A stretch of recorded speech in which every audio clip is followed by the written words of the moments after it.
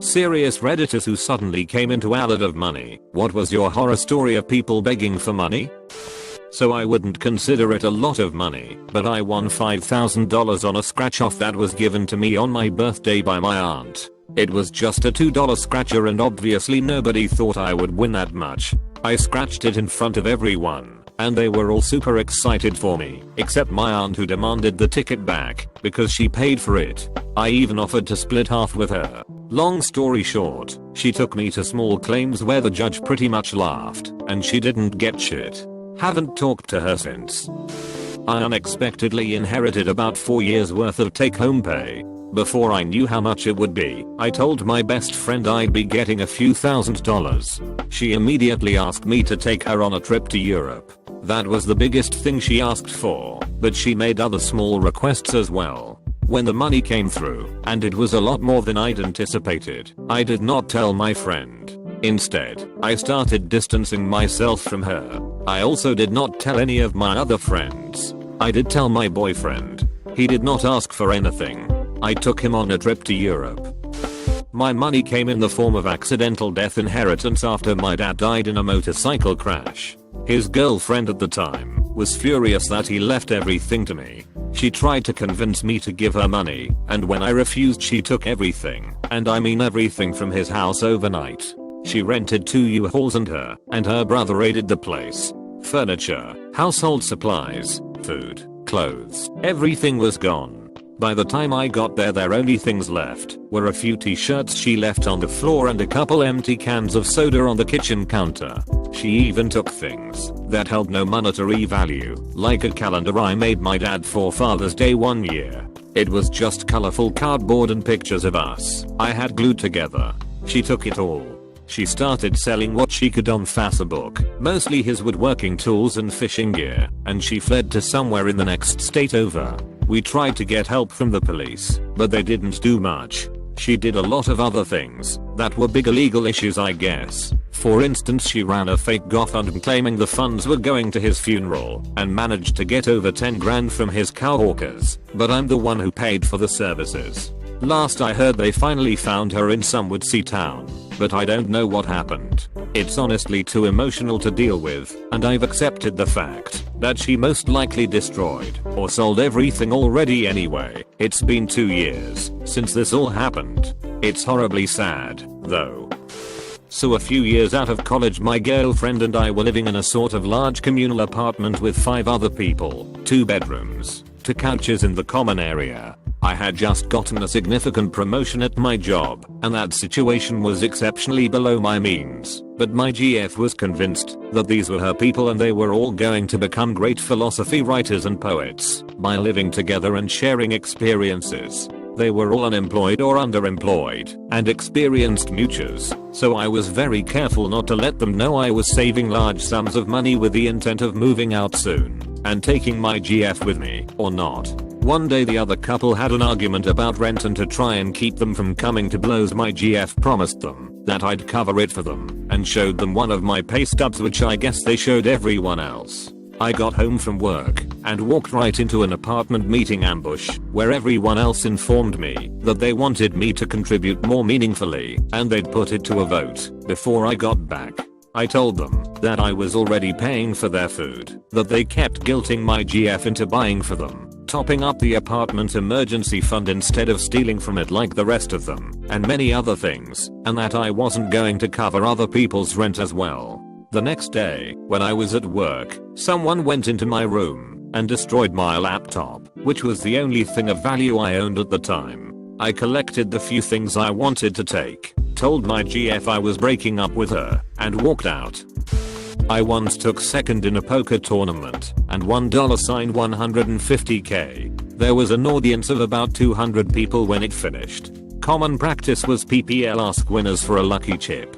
I was almost mobbed by people begging for lucky chips as I left the casino. Had to be escorted by security and paid a friend $300 to follow me in their car, and we drove all over town for 2 hours to make sure nobody was following me home. My grandma died a week before Christmas, and she left her house and 1/4 of her small fortune to me. The rest of the money went to my brother and my 2 cousins. My uncles and aunts have been a pain in my back ever since, claiming that the money/house are theirs, etc. And I've also been approached by people who I haven't seen nor talked in a while. Even my ex, who dumped me for some douchebag rugby player, started talking to me again and inviting me to places, and she's still dating the same guy. Anyway, I'm not naive enough to lend those people money or befriend even. Luckily I have good friends and my brother as advisors. I inherited my beloved grandma's house alongside with some other properties. As the house and the properties are near a very rapidly developing city, prices have skyrocketed and lead to me inheriting about $1.5 meters in value. That may sound awesome at first, but it truly isn't. The house is a very old brick house, built in the late 1700s, and the properties are so small and widely distributed I can't really sell them for a good price. As the house is a listed historical building, every little repair has to be done by state-approved professionals for restoration and conservation of old buildings, which basically doubles, if not even triples the costs. I rented it out, but the rent I get is barely enough to cover the costs of repairs, insurance etc. I'm lucky if I get even by the end of the year. But as this house is where my family used to live for the last 4 generations before my dad bought the ranch and moved there with my mum, I want to keep it in the family as long as possible. Now, somehow, word has spread that I inherited a lot of money. I did my best to stop these rumors, but it didn't work out. I've never had many friends, but the ones I have are true quality friends. They will do everything for me, and I will do everything for them. After I got the house and the rumors spread, I got invitations to dinner in some really fancy restaurants. I was invited to sport events, I don't even like sports, and some other very costly activities. All these came from people who claimed to be my friends. Needless to say, they expected me to pay for everything. You've got so much money, what do these $500 matter to you? I'll pay you back sometimes, etc. were the common phrases I got to hear.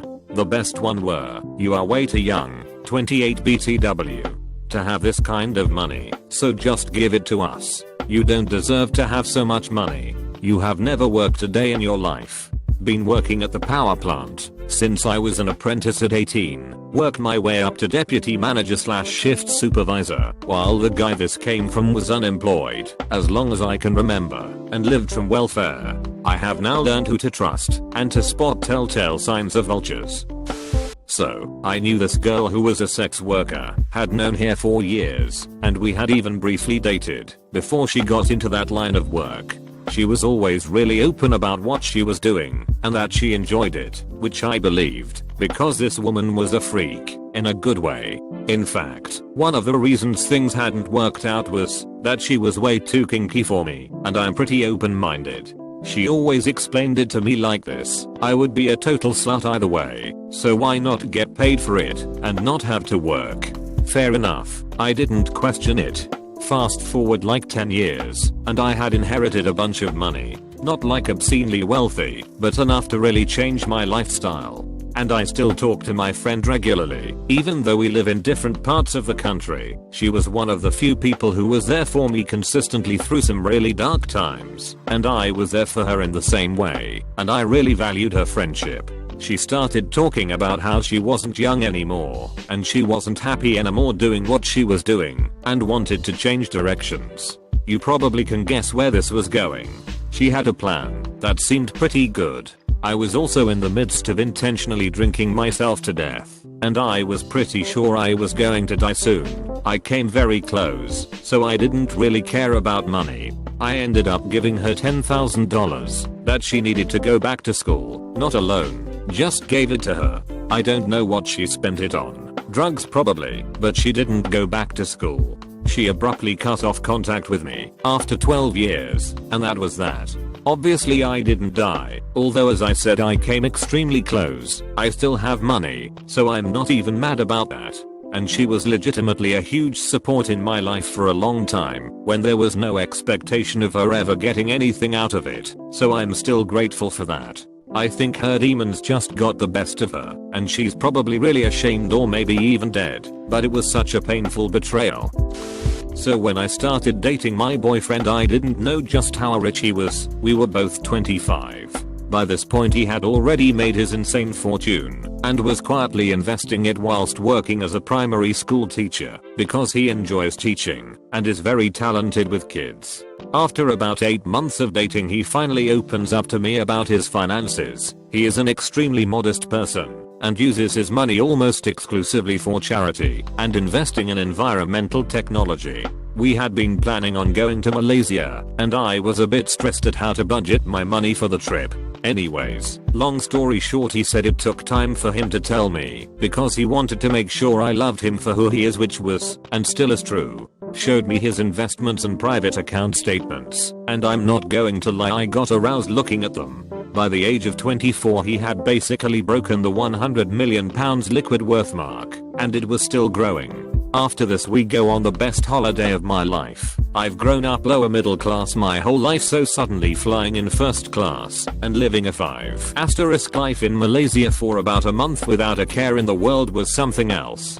Anyways, as people do, we put pictures up on Instagram/Facebook. Suddenly I get bombarded by people saying since when did I get rich and if I had spare money laying around. My own aunt knocked on my door at 4 AM and slapped me in the face for lying about my money and tried to get her son to barge into my flat. Thankfully my boyfriend was there. He absolutely ruined them both. After this she went around telling all of my relatives I had been hiding my wealth and refused to pay for my little sister's treatment before she died. She passed before I met my boyfriend and the treatment likely wouldn't have worked. This hurt me a lot, and for some reason my family took her side. I cut them off, and about 2 weeks later someone set fire to my flat. My neighbor's kids ended up in hospital. Thanks to security cameras and an eyewitness, my own father and brother got jail time. I went from thinking about all the possibilities of the great stuff I could do for my family with the money, to almost being killed by them, and cutting them out within a few weeks. It fucking sucks how money changes people. Got a 7k settlement from a car accident. I accidentally left the check on the corner table in the living room. My dad walks into my bedroom and asks if I can lend my mom any money. I work minimum wage retail and ask him how much does she need. He says how about half of that 7k check. It has been almost 8 years. I haven't seen any of that money back. Not technically begging, but still a horror story in my opinion. When I was around the age of 5, I had a job. Of course, my mom helped out tremendously and got me involved in this career platform, but it took a lot of time and effort on both of our parts, so we quite the profit from it. All the money was deposited under my name though, so I could use it once I turned 18. Didn't know this until I actually turned 18, but a trusted family member who knew my account information went into my account and took a good portion of money. It was pretty fucked up realizing that someone who had already done some pretty fucked up shit to me during my life also felt comfortable enough basically stealing money from a child. Still upsets me to this day because I wish that money cold gone to my mom. She deserved it more than anyone. I can give an answer although it is developing at this stage. All throughout school I was a bit of a loser, didn't do well in class, and never really cared. I used to go out all the time with my friends and would hang out with them all the time. After school I didn't do much other than waste time until I found my wife and wanted to start being better for her. I did a 1-year software development course and then got a pretty shitty job making almost nothing in my country, South Africa. When my wife got pregnant all my friends basically ghosted me as I wasn't going to be going out partying with them anymore. They wouldn't return my texts or even answer my calls. A few years down the line I landed a very high paying remote job, $200k plus, for a SF based company. The average salary for a software developer in South Africa is around $30k per year. My wife was very proud of me I think, and posted a picture of me on her Facebook standing next to my new car that I had just bought. Not 20 minutes after she posted it, I started getting messages from some of my old friends saying that it had been a while and they wanted to catch up and really missed me. There was one guy I always had a soft spot for and decided that I would go have dinner with him and see how the last 4 years of his life treated him. We hadn't even ordered our food, yet when he dropped the bomb on me that he felt that I owed him a lot of money for always being there for me and that I would be selfish to not give him some money as I had so much. I quietly just got up and left. I eventually changed my number and deactivated my social media accounts, but people still harass my wife and mother to try and get some money out of me. This doesn't even go into the absolute shit I had coming from my dad's side of the family, who are basically hillbillies. I'm a fairly average guy in my mid-20s who always wears the same $2 shirt and $5 jeans, but over the years it started to leak out that I had some money after a combination of me buying a business in my very small hometown, a gossipy girl from school who saw me on Seeking Arrangement, and enough social media posts showing me constantly traveling in business class or whatever, and the fact I seemed to do very little actual work. Then in the last year or so I've discovered a seemingly entire new branch of my family tree and a whole bunch of people from high school I don't remember ever saying more than a few words to suddenly claiming me as their childhood best friends. I caught up with an old actual schoolmate who knew me well enough and were having coffee, and she asks, "Is it true you bought a plane?" And a few things like that were absolutely insane. The Chinese whispers in my town had apparently gone absolutely crazy, and I'm always uncomfortable running into someone when I'm back there because everyone thinks I'm some crazy playboy millionaire when I spend most of my time in a blanket fort on the internet like everybody else. The extended family are the worst though, because they harass my mum, dad and grandmother who know nothing about my financial situation to borrow money. Many of these people I've never met in my life. Not an interesting story, but definitely an annoyance in my life.